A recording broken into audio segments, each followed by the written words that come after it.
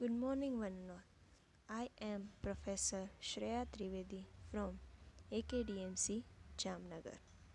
Hope you all are fine in this pandemic situation. This is the general lecture for everyone. Those who want to learn English, that is in the spoken form, written form, grammatical form, then this is the lecture for them.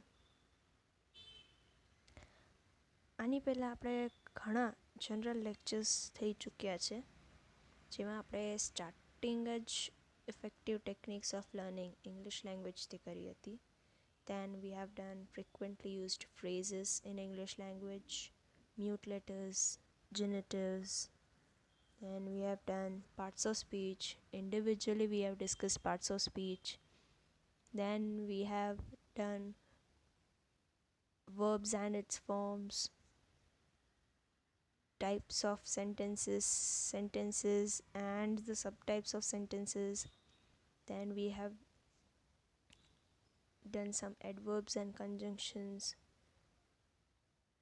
Then we have done tenses, and now we are continuing with the prepositions which we have started in the previous lecture. Preposition એક parts of speech છે, જેને આપણે અવ્યય કહી છીએ. ગયા લેક્ચરમાં આપણે બે પ્રકારના પ્રેપોઝિશન અથવા અવ્યય જે છે એ જોયા, કે જેમાં પહેલું છે સ્થાન સૂચક અને બીજું છે સમય સૂચક.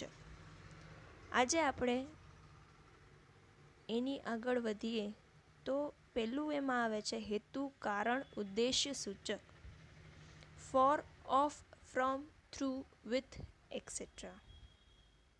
Example: Gandhiji lived and died for the good of humanity. શેના માટે હેતુ શું હતો? તો કે ગુડ ઓફ હ્યુમેનિટી. ગાંધીજી માનવતાની ભલાઈને માટે જીવ્યા અને મર્યા. Many persons died of malaria. કારણ શું હતું? મલેરિયા. તો કે ઘણા લોકો મલેરિયાને લીધે મરી ગયા. હી સફર્સ ફ્રોમ કફ. એ ઉધરસથી પીડિત છે. Did he die from fatigue. શું એ થાકને કારણે મરી ગયો? કારણ again. He did so through fear of punishment. એણે દંડના ભયને લીધે એમ કર્યું. ઉદ્દેશ્ય શું હતો? Fear of punishment. કારણ એ હતું. We lost the match through negligence. આપણે લાપરવાહીના કારણે મેચ હારી ગયા. The child was shivering with cold. બાળક ઠંડીને લીધે ધ્રુજી રહ્યું છે. આ હતા હેતુ, કારણ અને ઉદ્દેશ્ય સૂચક. હવે આવે છે સાધન, વિધિ વગેરે સૂચક. At, by, through, with, etcetera. I bought this house at auction. મેં આ ઘર હરાજીમાં ખરીદ્યું છે. Send it by post. એને ટપાલ દ્વારા મોકલી દો. સાધન, વિધિ. બરાબર. I usually go to office by bus. હું કાર્યાલય લગભગ બસ દ્વારા જાઉં છું. He died by inches in poverty. તે ગરીબીથી તડપીને મરી ગયા. He caught the ball with the left hand. એણે ડાબા હાથથી બોલને પકડી લીધો. He hit him with a stone. એણે તેને પથ્થરથી માર્યા. The thief killed him with an axe. ચોરે તેને કુલાડીથી હત્યા કરી. સાધન, I come to know it through a friend. એક મિત્રના દ્વારા મને તેના સરનામાની જાણ થઈ. The Rajputs always fought with courage. Rajput હંમેશા હિંમતથી લડે છે. Work with earnestness. મન દઈને કામ કરો. વિધિ. બરાબર ને? I drew the map without a ruler. રેખાચિત્ર વગર જ મેં માનચિત્ર બનાવી લીધું. આ હતા સાધન, વિધિ વગેરે સૂચક. હવે સંબંધ, માપ, તોલ, ભાવ, કિંમત સૂચક. એટ, બાય, ઓફ અને with. The interest is at the rate of 5%. વ્યાજનો ભાવ આવ્યો 5% છે. There was no money by him. એની પાસે એક પણ પૈસો નહોતો. Liquid is sold by the liter. દ્રવ્ય લિટરના હિસાબે વેચાય છે. તોલ. He is senior to me by 1 year. તે એક વર્ષ મારાથી વરિષ્ઠ છે. માપ સંબંધ. It was 10 by the tower clock. ટાવરની ઘડિયાળ મુજબ 10 વાગ્યા છે. He reached there by means of the train. એ ગાડીના માધ્યમથી ત્યાં પહોંચ્યા. The tomb of Humayun is a historical place. હુમાયુનો મકબરો એક ઐતિહાસિક સ્થળ છે. The boy with the red shirt is my brother. લાલ ખમીસવાળો છોકરો મારો ભાઈ છે. The girl with the shining face is my friend. સુંદર ચહેરાવાળી છોકરી મારી મિત્ર છે. આ હતા સંબંધ, માપ, તોલ, ભાવ, કિંમત, સૂચક. હવે આવે છે વિરુદ્ધ, છૂટ, નિષ્કર્ષ, સ્તોત્ર અને આશય સૂચક. After, for, from, with, etc. After all his efforts he failed. બધા પ્રયત્નો કરવા છતાં પણ એ સફળ રહ્યો.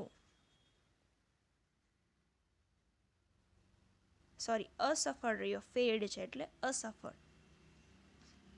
એક નિષ્કર્ષ આવ્યો ને. For all his wealth he is not happy. પોતાની બધી સંપત્તિ હોવા છતાં પણ તે સુખી નથી. Energy comes from the sun. સૂરજથી શક્તિ મળે છે. This is a line from Ramayan. આ પંક્તિ રામાયણમાંની છે. Everyone ran for safety. પ્રત્યેક સુરક્ષા માટે દોડી આવ્યા. We took food for the journey. પ્રવાસને માટે અમે ભોજન લીધું. એની પછી આવે છે away from, of, out of, against, in spite of, with reference to, with regard to, with the exception of, but about. Arun is away from the city. Arun શહેરમાં નથી. The bus is off the road. બસ રસ્તા પર નથી. He is out of the office. એ કાર્યાલયમાંથી બહાર છે. Are you against the proposal? શું તમે ઠરાવના વિરુદ્ધમાં છો? I admire him in spite of his faults. એની ઉણપને લીધે એની પ્રશંસા કરું છું. Faults એટલે ઉણપ. With reference to your letter of 1281, I am to say, તમારા 1281ના પત્રના સંદર્ભમાં મારે કહેવું છે. With regard to education, we have made a great progress. જ્યાં સુધી ભણતરનો સવાલ છે, અમે ઘણી જ ઉન્નતિ કરી છે. With the exception of Ramesh, everyone was present. ત્યાં બધા જ હાજર હતા, ફક્ત રમેશ જ નહોતો. Everyone was happy, but he. તેના સિવાય બધા જ ખુશ હતા. He was telling about his journey. તે પોતાની યાત્રાને માટે કહી રહ્યો હતો. આ હતા આપણા prepositions. I hope તમને થોડું ઘણું સમજાણું, થોડું ઘણું કાંઈ નોલેજ મળ્યું વધારે. નેક્સ્ટ લેક્ચરમાં ફરી મળીશું. Till then, have a good day. Be safe. Wear the mask. Have social distancing. Wash your hands regularly. Use sanitizers so that we can cope up with this pandemic situation. Thank you and have a nice day. We will meet in the next lecture with something new. Thank you.